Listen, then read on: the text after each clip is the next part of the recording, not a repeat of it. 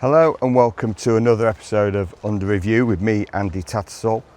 And today we're going to look at the problem of research funding through the lens of generative AI.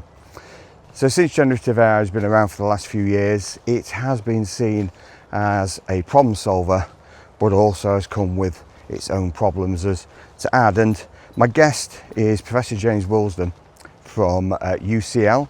He is the lead of Research on Research Institute, aka Rory, and was the lead author on the metric type publication, which came out over a decade ago, which makes you wonder where that time has gone. The purpose of Research on Research Institute is that it is the engine house of meta science. It looks to solve the problems within the research ecosystem. So it should be so fitting that James would be a guest on this podcast, and we talk about research funding and the issue that it has created via AI due to the sheer growth in applications. So where AI has certainly sped up the writing process and the application process, it's created quite a blockage, a bottleneck for funders to deal with this mass of new applications, and the problem is only likely to get worse. So without further ado, we'll discuss this issue of research funding with James, who's a fantastic guest. I'll let you have a quick glance of the woods that I'm in, and you may see somewhere behind me a little dog, but perhaps not. He's always on the move. But without further ado, here is Under Review.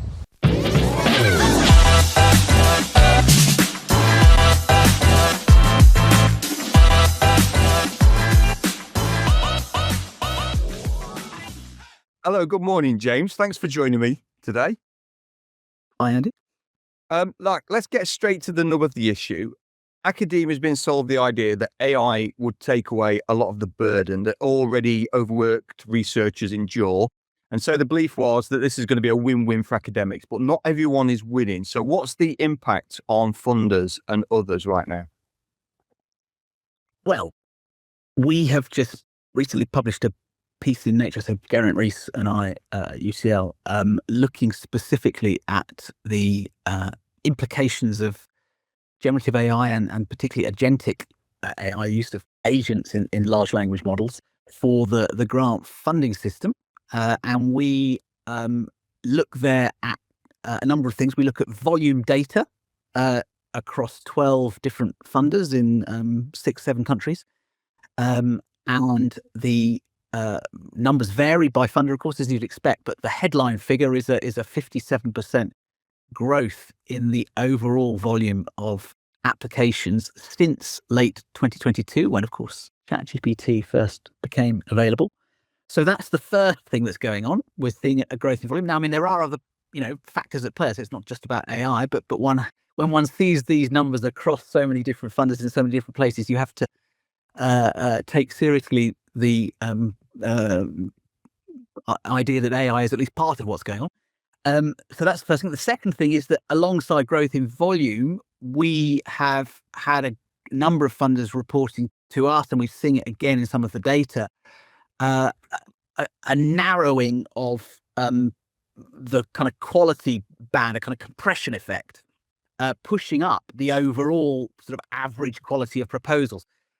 I should say that doesn't necessarily mean the core ideas and the sort of hard science of it is sort of getting better, but the presentation of proposals, their construction, the sort of cogency with which they're put together, is improving, and that is making it harder for funders and even for reviewers as well to discern as readily as they might have done the very good from the quite good from the not so good. So, our kind of capacity within the funding system to make those kind of quality judgments is under pressure. So that's the sort of second big thing that's going on. And I think the third thing to factor in as well is that we're talking about applicants using these things to improve their applications.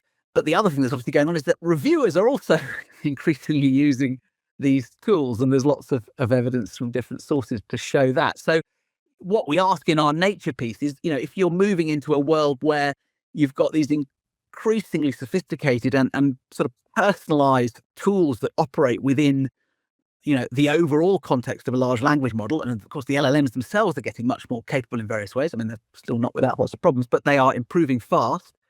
You've got the capacity to use these agentic systems within them. As a kind of workflow, this is one of those things that's almost perfectly optimized to, the capabilities of so-called agentic AI. And so the sort of zero, the marginal cost of producing a grant application, as we've known and loved it or hated it, depending on drops to basically zero. And the same happens to the review process. So, and what we're asking in our piece is basically, well, where's this going? Are we going to see the collapse of the entire grant funding system as we know it? I don't pretend to have all the answers there or to know exactly how this will play out, but we think there are sufficiently strong signals in the data and in what is being reported by various well-informed sources. I say various funders. I mean, we work with a whole group of funders. We hear a lot of what's going on within the system. There's enough reason to be to see this as a significant disruption that needs a very concerted, thought-through response. And you've talked about the use of these agentic tools. So for clarification, people might be more aware of the LLMs, large language models, but not agentic tools. So for listeners, can you explain the difference between the two and how they are typically used in the grant writing process? Yeah, so when people talk about AI agents or agentic AI, they're talking about tools that, they're operating within LLMs. They're not so different from LLMs, but they are some tools that are equipped with the capacity to search the web, to read documents, to write things, to execute code, to initiate and manage external services, processes. They can basically do stuff for you.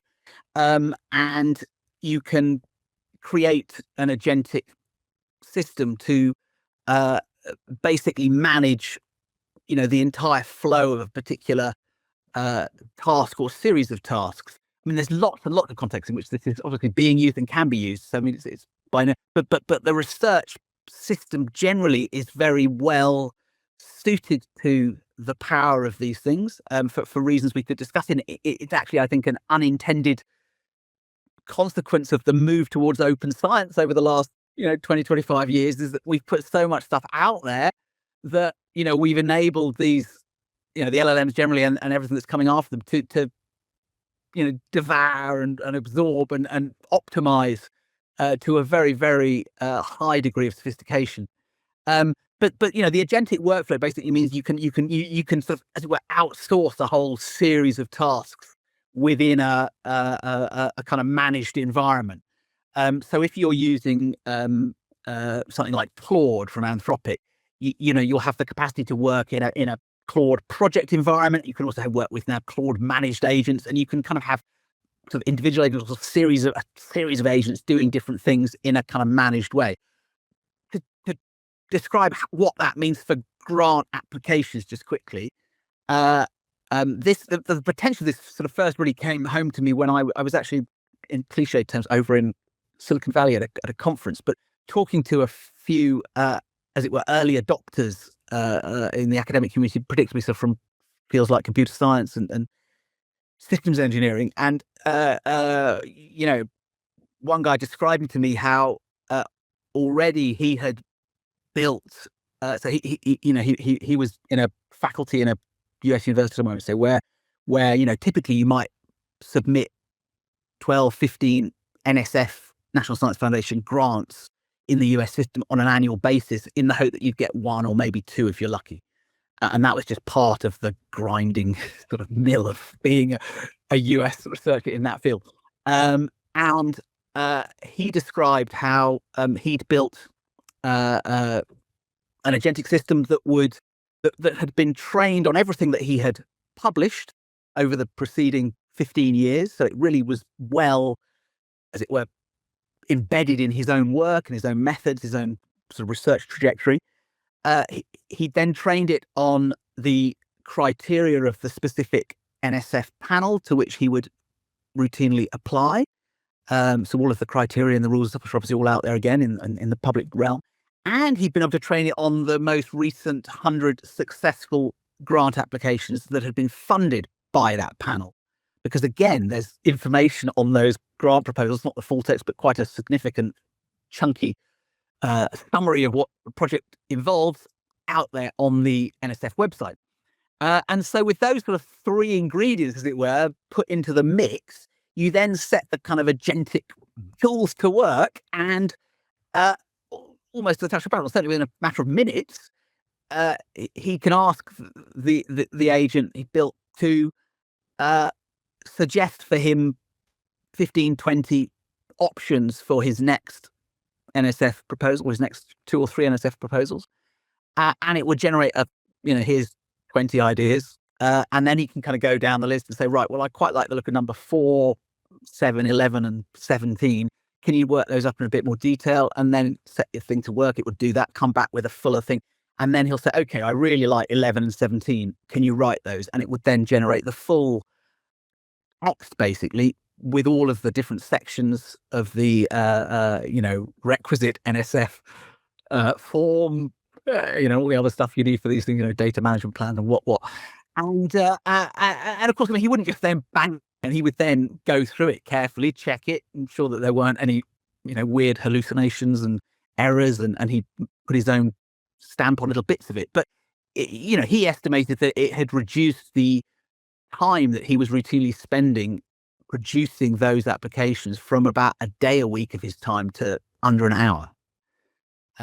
So, to go back to your opening intro, I mean, there is a really nice gain in all of this, which is around, efficiency and ensuring that, our researchers aren't spending vast amounts of their time endlessly producing applications to which there may be a, success rate of 20% if they're lucky or lower if they're not.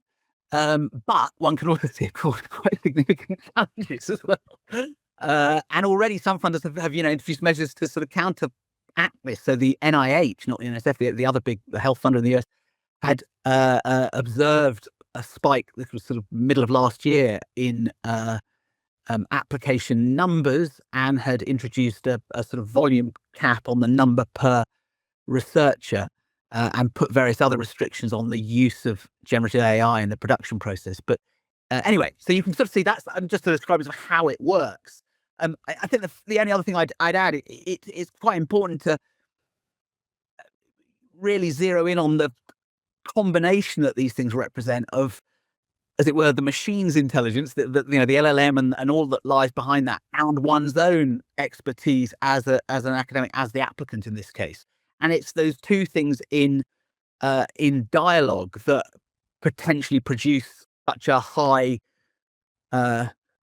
quality, or at least superficially, at least impressive output or outcome from the process. It's it's not like a sort of caricatured student rolling out of bed in the morning and turning to ChatGPT to write the essay in 10 minutes before, because you've got here already a very, well, one imagines a very deep level of specific, field-specific expertise on the part of the applicant, which is then being combined and with the general power of the model. The agent then within is being trained on the applicant's work, and so it's a kind of a very interesting sort of merging of human and machine intelligence towards a very specific set of tasks. And in that sense, I think it's quite. Yeah, I mean, there's lots to be excited about in all this, as well as seeing it as somewhat daunting. It seems that this person's really kind of mastered it. They've found that magic formula, as have others, because you've said that the quality of these applications has kind of come together to produce something more uniform and better quality. But there's also a feeling, because of the exponential rise in applications, that it's a bit Sorcerer's Apprentice, that somebody's done a little bit of magic and they've got the mop and bucket carrying those buckets of water, and eventually it gets out of hand. And just talking about this perennial problem that academics have had, the challenges, that the things that they don't dislike. From my experience from working with academics, it's been writing bids and writing papers. They're the two things they get most anxious about. They often say, I've got to work this weekend because I've got to get a bid in, etc. So the common feeling is anxiety and dread when deadlines loom. And now this AI genie is out of the bottle. It's not going to go back in, is it? We're not going back. So what do you think researchers should be aware of when they're using AI as part of that process? You know, we've got information governance, we've got hallucination, we've got bias, we've got ownership. What are the issues that you think they should be most aware of? Because some are obviously going to go wholesale in there and not give consideration to some of these things perhaps in the way they should do. Well, yeah, I mean, I think there's challenges and safeguards and sort of thought that needs to go in at all levels. I mean, that of the individual researcher, the institution they're working in, and of course the funder itself in terms of what policies funders adopt in response to all of this. So, I mean, maybe to start at the top end, as it were, and come back down. I mean, I think for funders, I mean, we argue this in the Nature piece that the idea as per the NIH type restrictions that you can sort of prohibit or sanction the use of these tools seems to us naive, in part for the reasons you're describing. I mean, if you've got a system that rewards coherence and cogency and the sort of rhetorical persuasive power of a written text in proposal form, which is basically what the grant funding system largely relies on, and you've got then tools that optimize all of those things, then it would be naive not to expect intelligent people to reach for those tools. There are, of course, questions about the potential for detection of the use of AI, and we maybe talk about that, but suffice to say, I think that is going to be, and already is becoming, more and more difficult as the LLMs and the associated tools become far better at evading that kind of superficial detection. But we can talk about that. I think what we argue anyway is that funders need to rethink how they address this, and we can talk about some of the options. I mean, there's a whole range, and there's no perfect, well, I mean, the funding system as we have it is not perfect, of course, as we say. I mean, it's far from perfect. There's a huge amount of wasted effort and good ideas that just die on the cutting room. I mean, lots of things about the system that don't work now. So, but in terms of not making it worse, or at least trying to harness the AI stuff to improve things rather than deteriorate further, there are various measures one can explore, which we can talk about. I mean, at the level of institutions and individuals, I mean, I think on the part of the institution, there's a real need, I think, to even up the playing field, because clearly, if you're a university or research institute and you've got some people who, like my early adopters in the West Coast, who are really across this stuff and they're using it, and then others aren't, then potentially, you're creating an inbuilt structural disadvantage for your people, as it were, which is problematic. So I think there's a clear skills training capability issue there, and which, I mean, extends far beyond using these things for funding applications. I mean, there's lots of very, very, we could have a whole separate conversation about the exciting positive ways in which some of these tools can be used in support of research itself. I think we should all have lots of reasons to be quite excited by. And then if we come to the level of the individual, I mean, I think, as with all debates around research integrity and research ethics, I mean, I think it is incumbent on individuals to be very conscious, reflexive, to be accountable for what they're doing, how they're using these tools.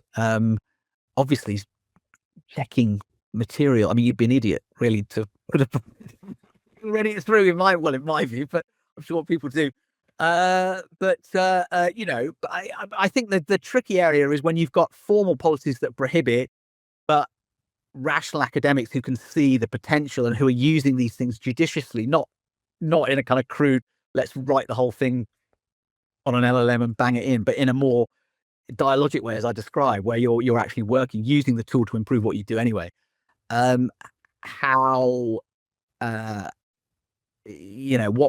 we can reasonably expect and demand of individual academics in terms of full disclosure, I think is a pretty interesting and fast evolving and slightly grey area, shall we say, because I think there's enough evidence from survey data and analysis of the language in proposal text themselves, which shows a fairly steep spike as well in the prevalence of various sort of linguistic language sort of signifiers, use of M dash is the best known example. So you can see this stuff happening already, which is happening, as it were, despite whatever policies and rules are in place. I mean, not all funders prohibit the use of these tools. Some of them say, you can use them, but you have to disclose how you're using them. I think that's much more the direction one should go in, an acceptance of the value, but an expectation and demand of honesty and transparency about how they're being used, where and in what ways. And you recently wrote a comment piece in Nature alongside your UCL colleague Janet Rees. The problem with the title, could Agentic AI topple grant funding systems, which is obviously it's a possibility and it's a huge worry. And one of those things you discovered is that alongside the increasing grant applications is that there's been an improvement in overall quality. So that's, we can say that's obviously good. Do you think this highlights historically researchers were typically not great at writing funding applications? I mean, it probably goes back to what I was saying earlier, that often they're written very much under pressure, last minute, with other competing deadlines. And it was quite laborious, but also it was a formulaic skill, which does seem perfect for AI. I used to hear the arguments that institutions should employ people who write grants. That's what they do. The academics don't seem to be very good at trying to do that. It's a degree of sometimes having to try and sell yourself, which a lot of academics are not very good at. They just want to get on with the work and they hide their light under their bushel. So do you think that it's historically showed some of these problems? And yeah, I don't think it's a matter that people were bad at writing grants. I mean, obviously, some people were obviously, under the rules of the system as we've all sort of grown up within. Then, some people wrote strong enough applications and secured positive enough review to get over whatever threshold for fundability was being set. As I said earlier, I think the difference now is that more at the presentational level, there's just an evening out, a kind of say best thought of, I think, as a sort of upward compression effect that's coming from the use of these tools, which is masking variances perhaps in the core quality of the sort of underpinning idea, or indeed in the capability of the team to deliver the project, which is another key issue here, in that one can write a very persuasive case or have work with a large language model to write a very persuasive case, but at the end of the day, if you can't do the work, then at some point the rubber's going to hit the road. So I think that's what's going on. There's just a compression effect, and it's much harder for reviewers and panels, if they're, depending on which process one's adopting for a given grant call, to then discern as easily as they once could. And I say, I don't pretend that the system as was by any means perfect. I'm sure most of us, certainly in my case, most of the things I consider to be my best grant proposals in my career weren't funded, and some of the ones I thought were pretty ropey were. But nonetheless, the system as it existed is increasingly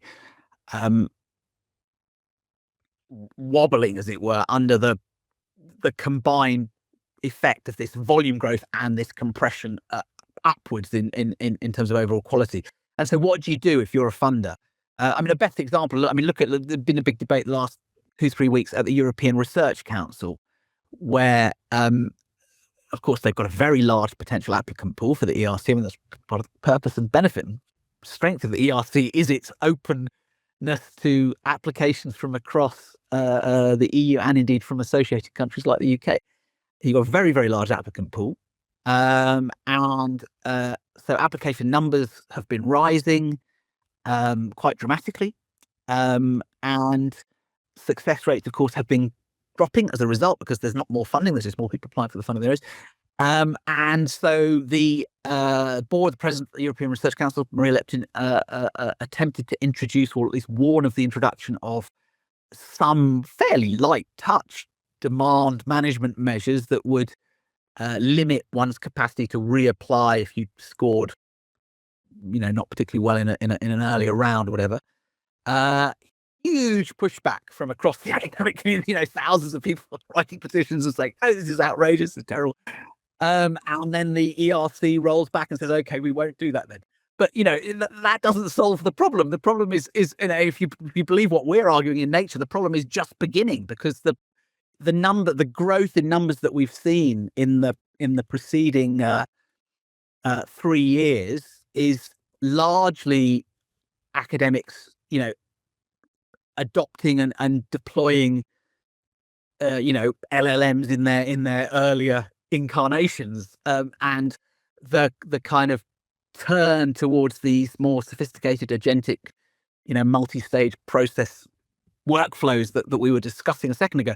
It is a very recent. I mean, it's really only something that you've been able to do since sort of the autumn of 2025. So it's in terms of the lead time into the grant funding system, that we're only at the very beginning. So for the ERC, for any funder, you've got to do something about this, because otherwise, if you look at the general trends on the capabilities of the systems, the numbers are just going to keep going through the roof, and the compression effect is going to continue to be more and more forcibly expressed through the conventional, scoring and review mechanisms.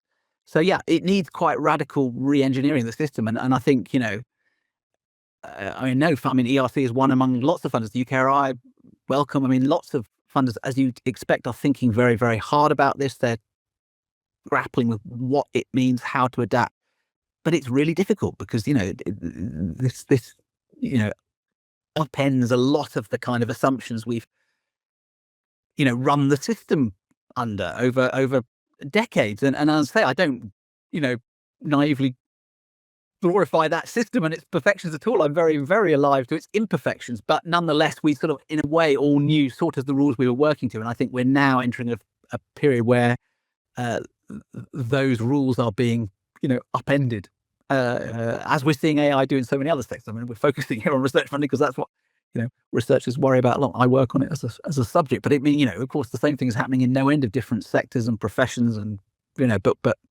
so we're by no means unique, but we are, I think, quite acutely affected by this. Absolutely. I saw recently a graph showing the number increase in preprints, which again, just a huge increase.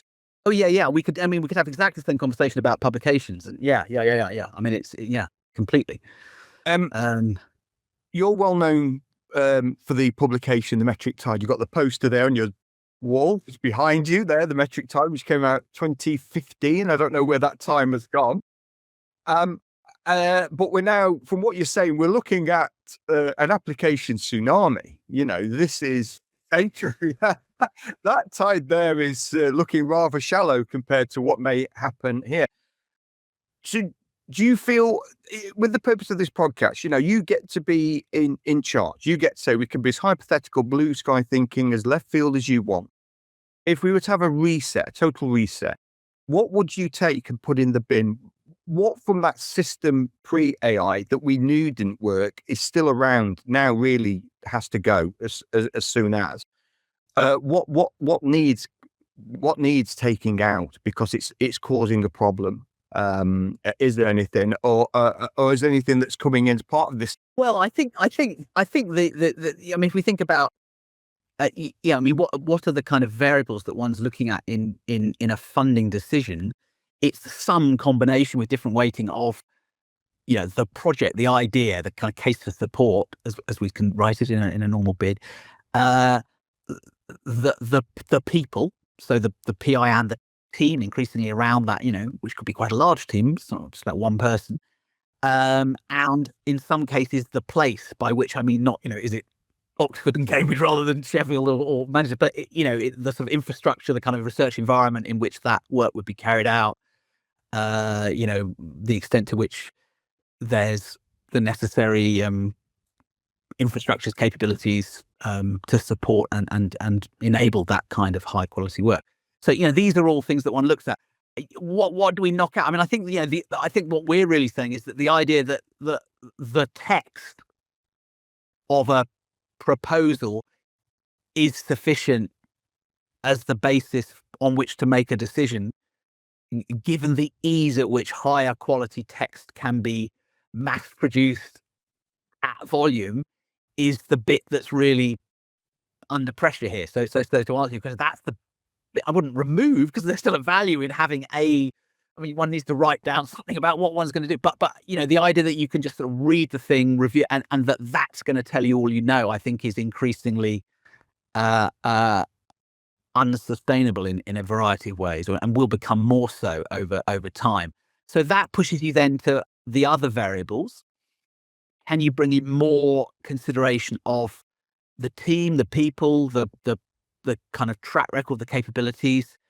In some ways, that's attractive because if you like, it's a sort of higher touch, more human set of considerations, but it's also fraught with its own problems. You're potentially cementing a kind of tier of sort of super PIs and all of the considerations around equality, diversity, inclusion. Huge worries that would bring with it. So that needs to be approached with real care and thought.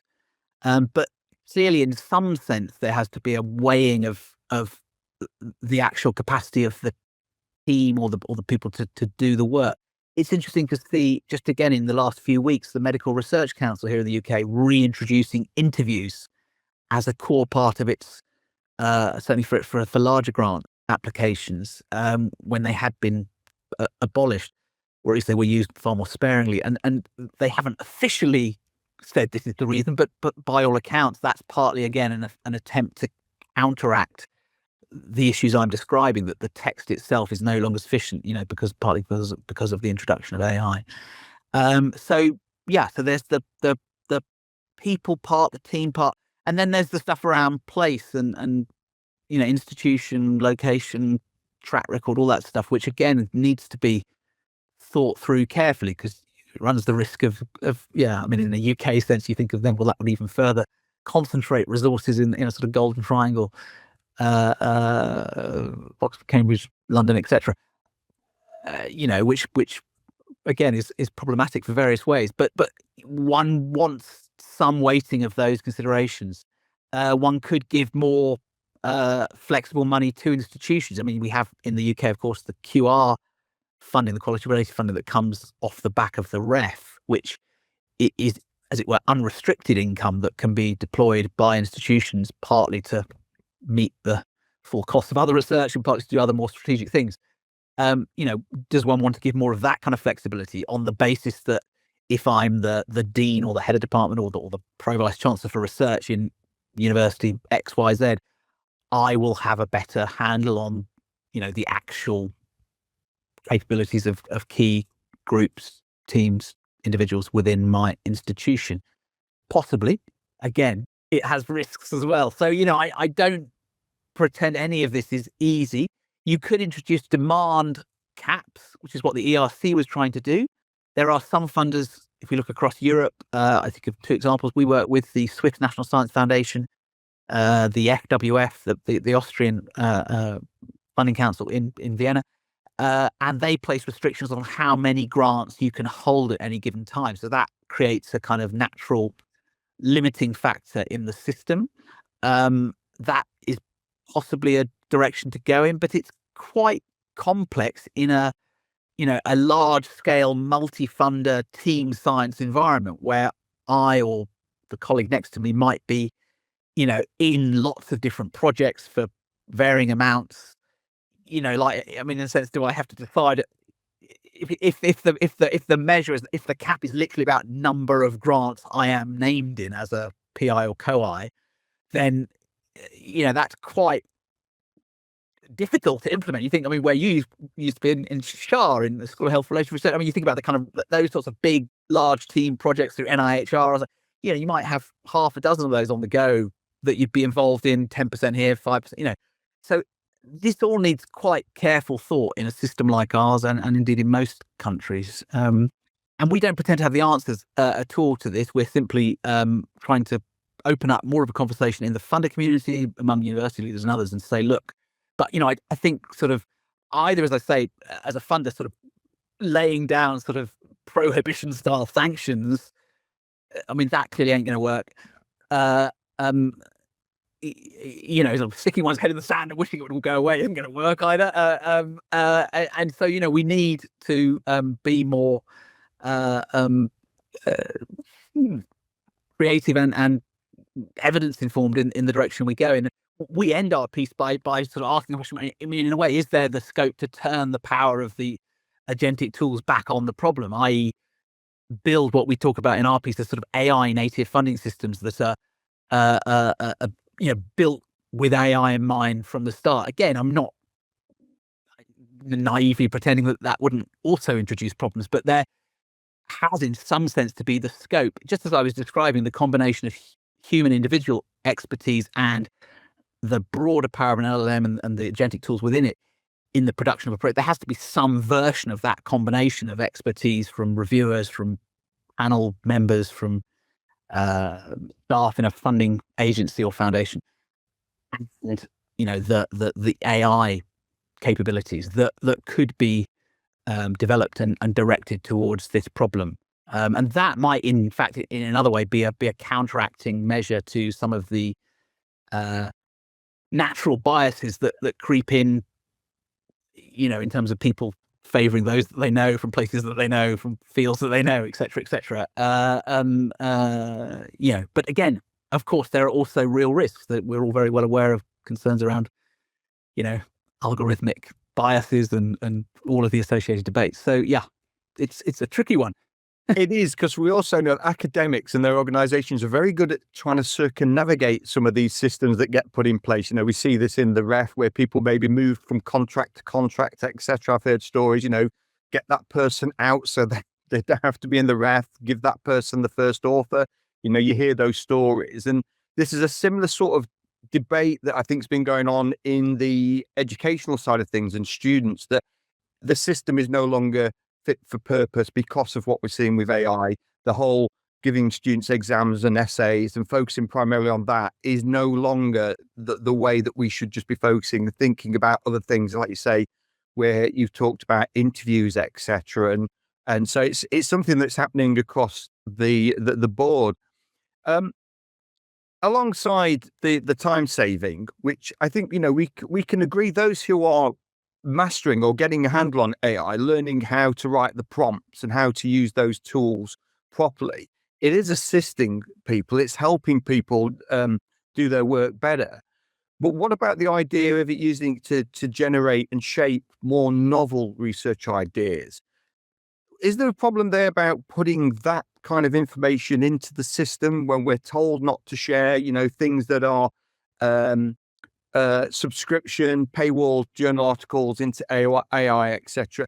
Is this a risk that researchers should take by putting this out there? I remember years ago, particularly when we switched to a more open debate online around 15 years ago with blogs and social media, where some academics were sort of warned and guarded about sharing some of their ideas out there for people actually coming and stealing it. Is this a particular concern, using AI to try and shape? Because it has great potential to come up with some wonderful novel ideas, surely. Yeah. Thinking about it now more as a aid to research generally. I think absolutely. I think it's wrong to pretend that these tools have now not advanced to the point at which they can genuinely help you, move the dial in a given area. But I say, one has to think of it as this sort of dialogue between your expertise and that of the model and the tools that are operating within the model. Rather than sort of the two being somehow, opposed in some way. I think a lot of the debate we have about this is, it sort of gets pushed too readily into that sort of rather caricatured and now slightly outdated sort of position on AI slop versus incredible human ingenuity over here, when what we're talking about is some marriage of the capabilities of the two.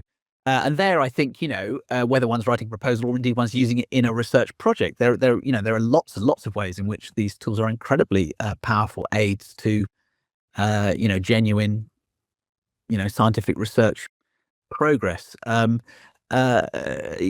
Questions around novelty are always a hard one to crack. I mean, the whole measurement of what is novel research, etc., is a tricky science, and one that is hotly debated in sort of scientometric and other terms. I mean, I think again we have to be honest. A lot of our funding systems don't actually reward radical novelty. I mean, we actually, as anyone who's experience tried to apply for something with what they might consider to be a radically novel idea. I mean, unless it's a very particular, I don't know, like a MacArthur Genius Award or something,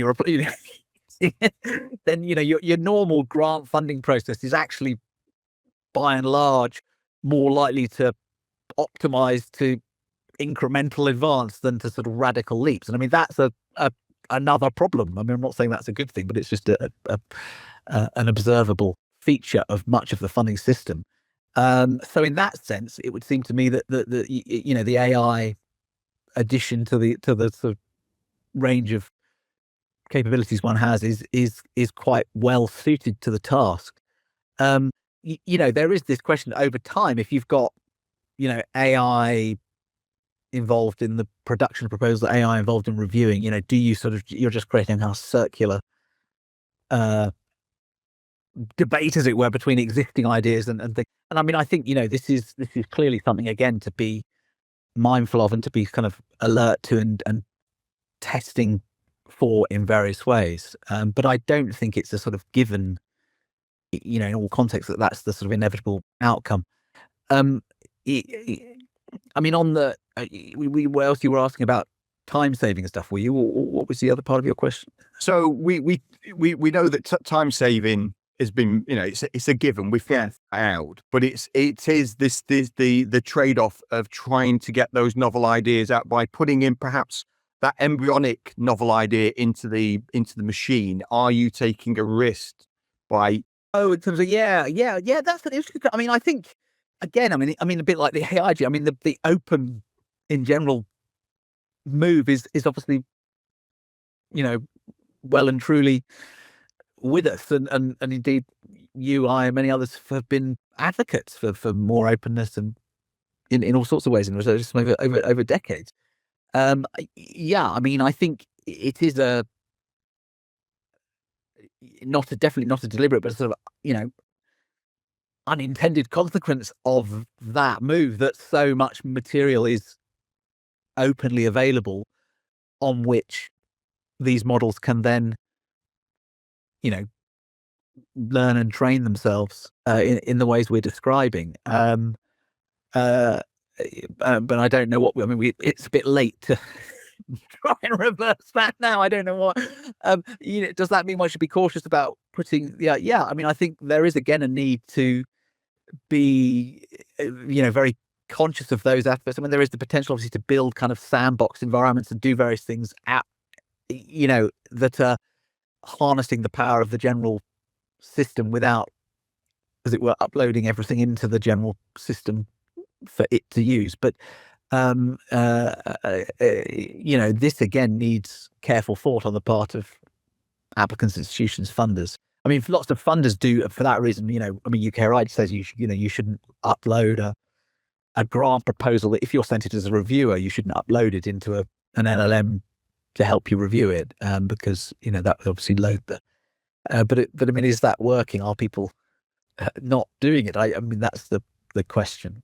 I think it goes back to what you're saying about transparency, what funders may expect and what researchers are willing to give, because someone could have a discussion with an AI tool about a particular idea they've got. It forms through. They end up with a totally different idea, which actually turns out to be quite brilliant. They submit that, and it stemmed off of that discussion. But that person perhaps maybe never got there if they'd have worked that through themselves. So it's quite an interesting, situation as to at what point do you say, hands up, I would have never thought of this, because that must happen. That must already have happened where people have done that. For sure, yeah. But I mean, that process of developing, the core idea of a project proposal, I mean, how much is it sort of, Descartes sitting alone in his study, I think they're correct. And how much is it a product of, you go to a conference, you hear someone present on this and sparks an idea, you talk to your colleague, you talk to your postdoc about it, you chew it over in the pub, you play around and Claude on it, and and out of that blancmange of influences comes the thing that then becomes the core proposition. I think that is the messy reality that most of us inhabit, rather than there being this pure sort of I think I do think it's a bit different if we're talking about like more creative, like writing a novel.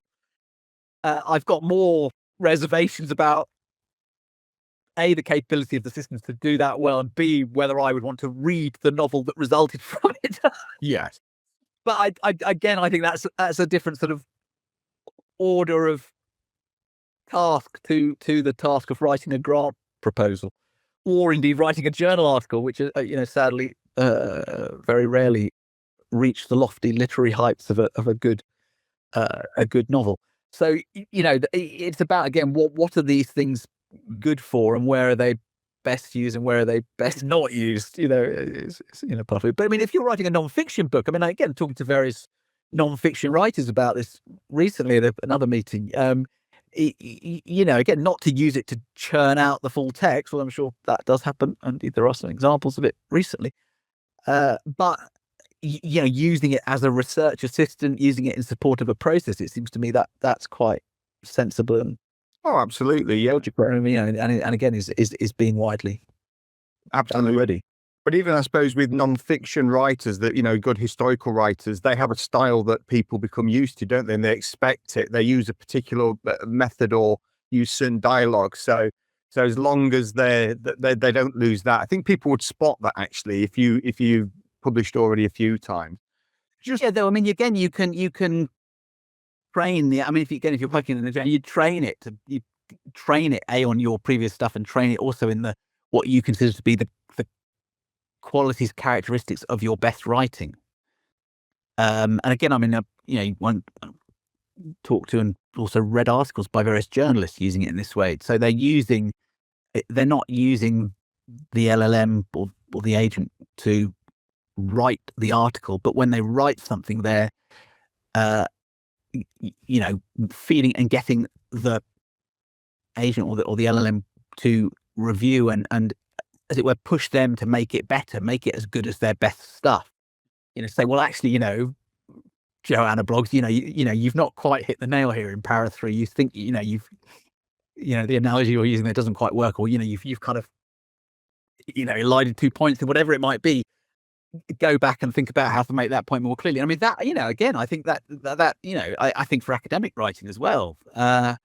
So you can, the capacity to train these systems, in a way that's very bespoke to your own needs, style, task flow, back history of work, is now very, very high.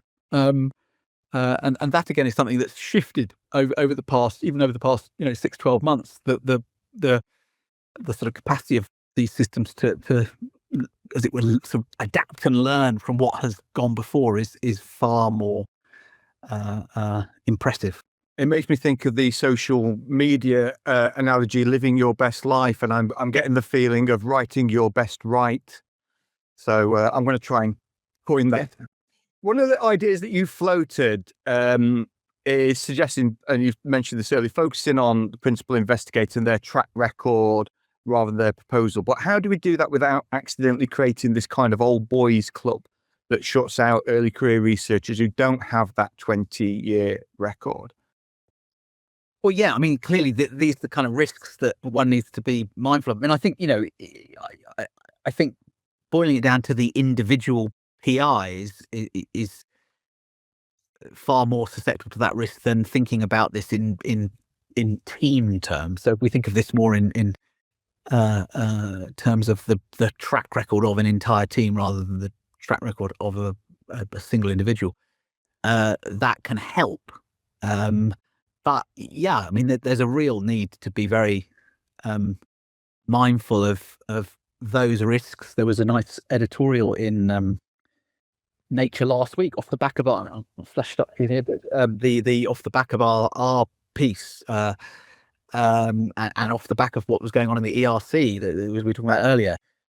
saying prioritize fairness with excellence. I mean, and they're highlighting on exactly those concerns that while one can accept and recognize the problems as we and others have described them, it's not straightforward to sort of then flip back from assessing proposals to assessing people without opening up a whole fresh can of worms that we've actually spent the past 10, 15 years trying to sort of deal with through other measures. So yeah, I mean it's really it's really tricky, and I think I mean all I come back to is the importance of acknowledging with a degree of humility the complexity of the terrain we're now navigating here. I think for funders, it's really important to ensure they've got systems in place to test, adapt, learn at speed in response to what's going on. And even, before they even get to that point, just keeping a handle in, data terms on what's happening, volume increases, signifiers of AI usage. I mean, just like, really, really getting a handle on how fast this is happening, as it were, whether people like it or not. And then thinking through a full menu of responses, which can range, as I say, from demand measures, from more sort of rounded mixed method approaches to assessment that bring in a range of different factors, through to, as I was saying earlier, trying to deploy a combination of those things with agentic systems themselves to assess higher quality applications and higher quality teams. And there's going to be some, combination which will vary from funder to funder. There's not going to be a single, recipe for this. It's going to depend on the context, depend on the funding call, depend on, the system you're operating in. But we certainly can't just sit back and shut our eyes and wish it would all go away. Absolutely. And from what you've written and what you've been researching to look at, you found various alternative solutions, of which you've touched on. Is there any ones that really show promise that we've not discussed? I think you mentioned saw something about like a lottery approach. Is there something are there solutions that you think, yes, this is definitely worth giving a go? Well, I mean, lotteries. So, in my institute, Research Institute, we've done a lot of work on lottery mechanism. I mean, partial randomization, we tend to call it, because it sounds less like, the National Lottery on Saturday night and more like a, nightly rigorous scientific process. That's the idea, right? They have a webinar with the ball, and they all the researchers all. Well, you can, yeah. There are different methods for literally having running a partial randomization exercise.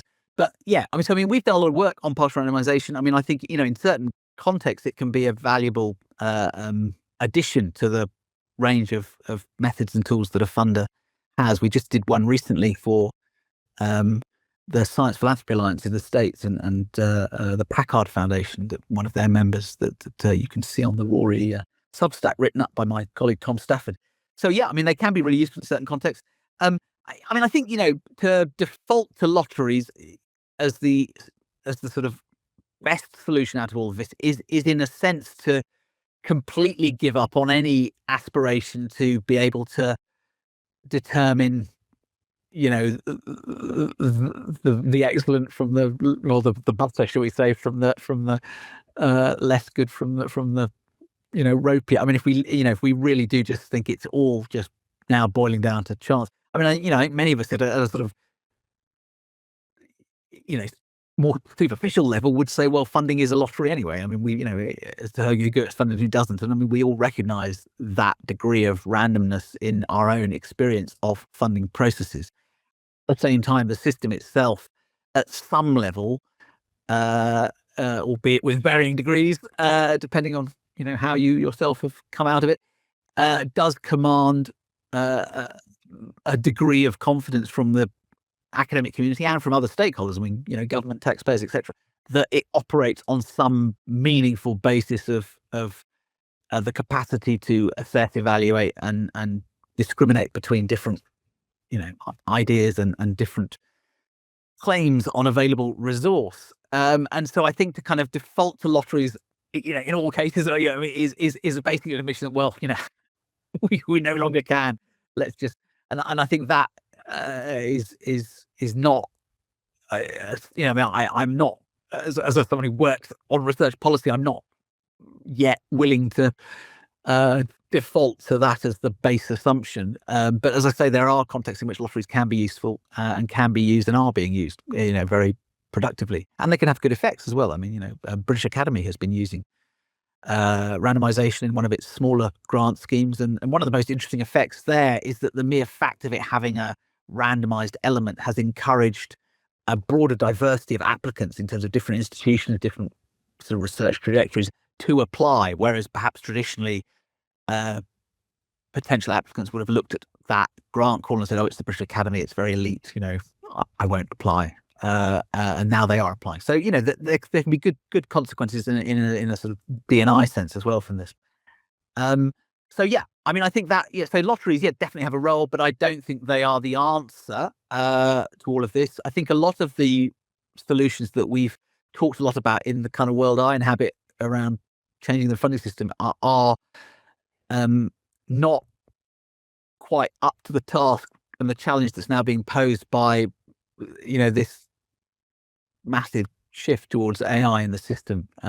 Distributed peer review is another. We've done a lot of work on that as a model, which I like a lot as a model. So this is the idea that, when you apply to a given grant call as an applicant, you also undertake as part of the condition of applying to be a reviewer of several other applications to that same call. And the idea is that you sort of encourage you behave as a reviewer as you wish to be treated as an applicant, and you sort of lift their overall quality. Certainly improves the speed because people are very incentivized to review quickly because they themselves are looking to get an outcome. So it has an efficiency gain. But in the model, the world I'm describing, where everyone's using an agentic system to do their reviewing, then distributed peer review doesn't get around that. So we need to be thinking, quite radically and creatively about what range of things we deploy, how we deploy them.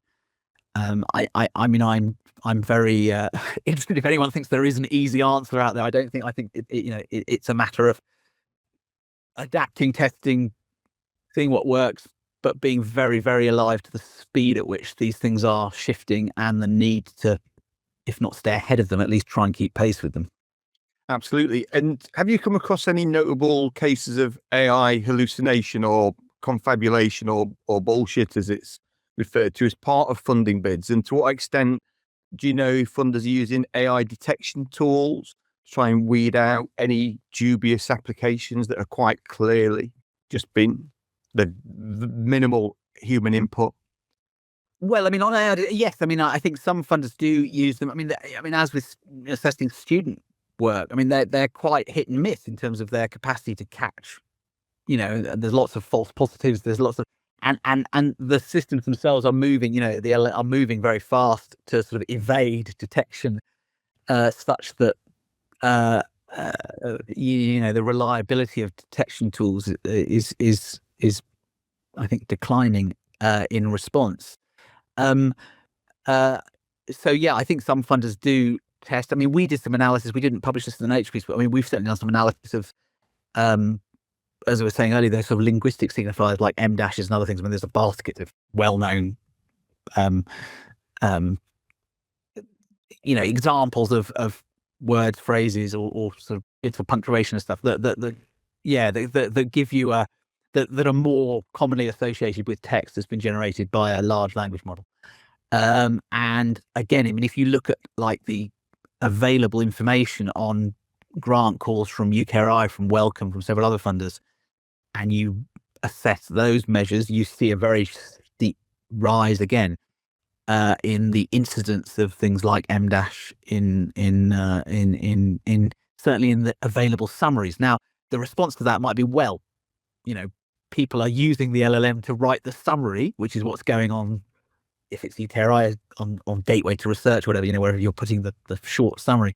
Doesn't mean they're using it to write the whole grant application, which I'm sure is true, but you've still got to ask the question, where's the line being drawn? So yeah, it's quite tricky, the whole detection business. I think I'm much more minded to, as I say, accept that these tools will be used, are being used, will be used more intensively in future, and to encourage, as we were saying earlier, greater transparency and accountability of that use.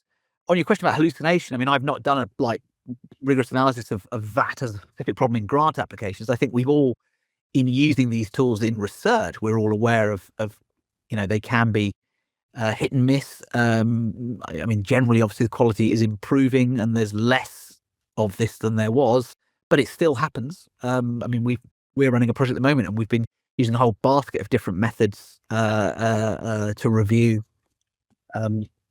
aspects of meta-science of different national systems, and certainly not relying on AI, but we have, alongside more conventional scientometric and other methods, run a sort of quite carefully designed prompt through a project system in Claude again, and in some contexts the outcome's been really, really high quality, no problems of hallucination or anything else.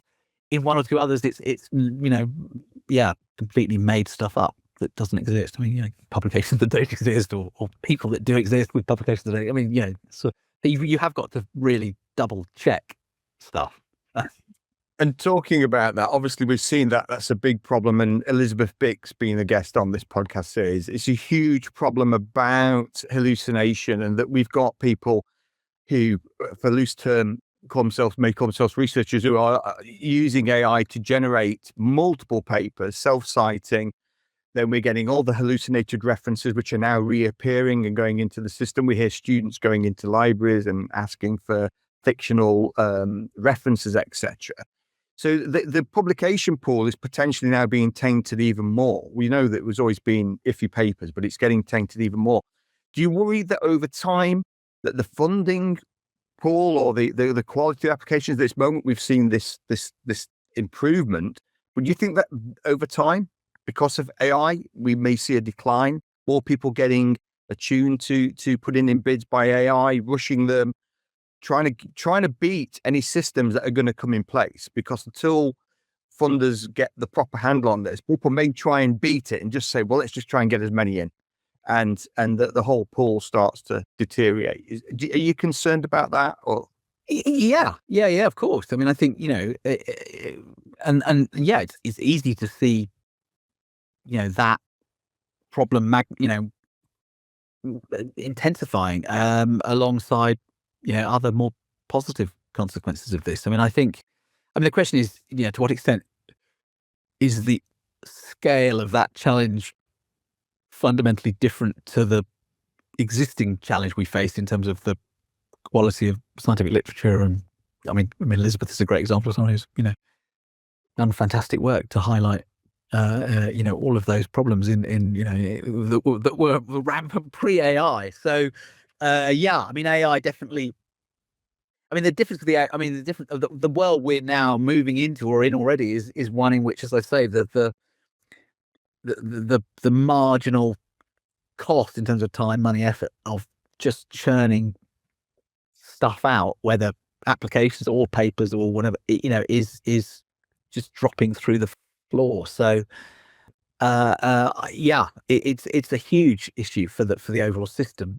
I mean, I think what we're trying to say from the funding side is that funders that are proactively trying to work through solutions to this, or at least trying out a range of different methods to compensate, counteract those shifts, will be far better placed to navigate this disruption. I mean, what it means for the scholarly communications is sort of another podcast and another discussion. But I mean, I think again, given that the system as we have it is fairly dysfunctional, it's I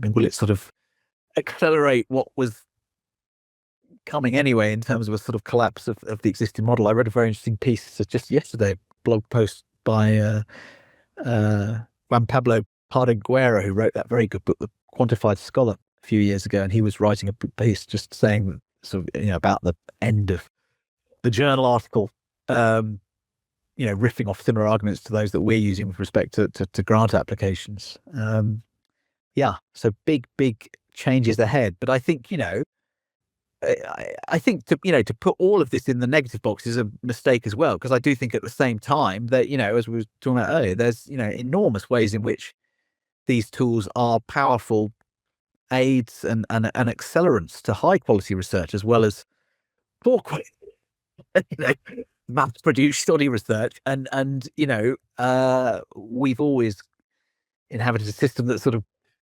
has had a degree of both going on, and we try and muddle our way through in an imperfect, ever evolving way. I always like my favorite book about the science system one of my favorite book titles, at least, is Steve Shapin, the Harvard historian of science. He has this lovely collection of essays called Never Pure.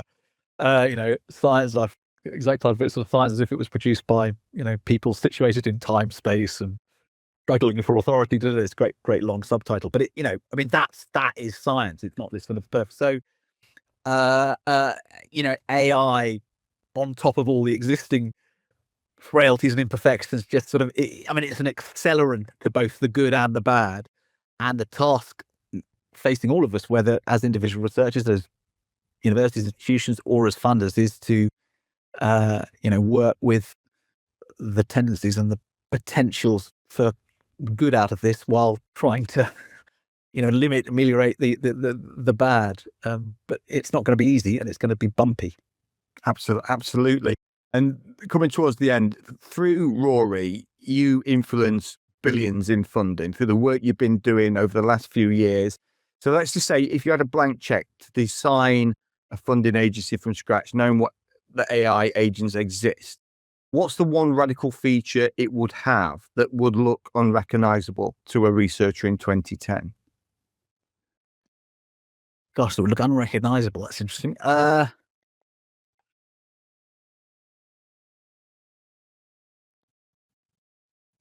Gosh, that's a tricky one. I mean, one thing that always appealed to me was the what's the sort of Roman feast where it's sort of the servants become the masters, the masters become the servants. I've always quite liked the idea of a system, a kind of grant system that would basically require bids to be led by the most junior, the postdocs rather than the professors, and would, in a sense, turn on its head the standard model. And so, rather than postdocs clamoring for jobs under the gift, it doesn't happen always like that, thank God, these days. But of well-funded PIs, you'd have PIs fighting for inclusion on the bids led by their postdocs. So something. I just think there's something quite appealing about reversing the sort of hierarchy of the system in some way. But again, how one would do it in practice, I would need some careful thought.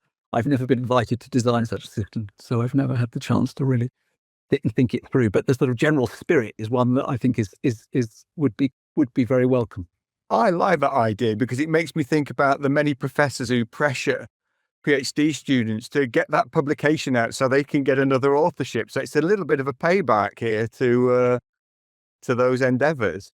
Is there anything else that you would put into the under review bin, not just related to this problem? Is there one or two things for academia? It could be anything as abstract, anything that you just think we really need to just let that go now. It's a chance for. Well, in this area, I think I think the idea of the proposal text as in and of itself sufficient, because of everything we discussed, is it's not that I want to see the end of proposals. I just think that they are. If we're interested in robust science, as it were, then they are becoming less and less reliable as proxies for what we think they are telling us. So in that sense, I think we need to, if not throw them in the bin, at least sort of handle them with extreme care.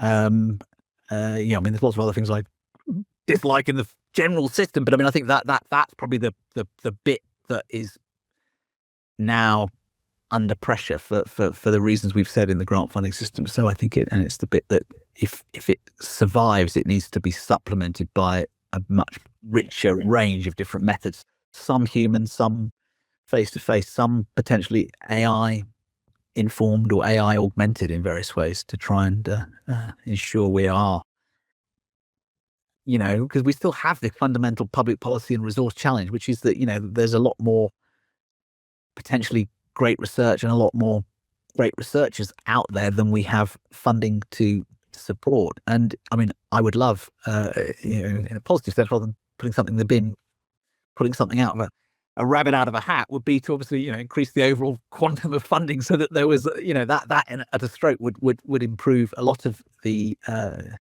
dynamics we're describing in terms of lowering success rates. But, it's not going to happen, certainly in the UK, anytime soon. So we still face this challenge. And I do think this is why I say about things like lotteries, I think easy solutions that sort of, as it were, throw their hands up and say, well, now we can't, nothing can be done, are, to my mind, just in some sense, a dereliction of duty. And the duty is to try and still ensure that we are directing scarce and limited resource, much of which is coming from taxpayers, hard-earned cash, if we're talking about the public system, towards, the biggest priorities, challenges we face as a society, as a nation, as a planet. And, that's what we want and what we need the research system to be doing for us. That's what we need the grant funding system to be doing for us. It's very easy to get kind of caught up in the game of the grant, as you were describing, but, take a step back. What's it all for? It's to try and allocate scarce resource to the fundamental problems that really matter. And so I think it's incumbent on us to try and grapple with these challenges and ensure that the system still does that, because otherwise, what are we left with? We're in real trouble, in all sorts of senses. So yeah, that I think we need to keep aiming for that lofty goal, even though it is harder than ever to actually deliver to it. Absolutely. I think it's a very powerful, strong message to finish on, especially when we're seeing universities going through what they're going through, the businessification of this, and how we're approaching research and not actually losing. Why? Because the impact conversation is something that's been relatively new in the last 10, 15 years, this idea that what is the impact of the research we do, and getting researchers to think about that. And the fact that a lot of researchers have really embraced that they've reframed how they approach research. And actually, yes, how do we do that? So I think that's a really, really important message to finish with. So I want to thank you for your time, James. It's been a fascinating discussion. This is going to run, and no doubt keep your mind ticking over for some time amongst all the other things you do at Rory. But I want to thank you for being a brilliant guest. Thank you so much. Thank you. Yeah, thanks for having me.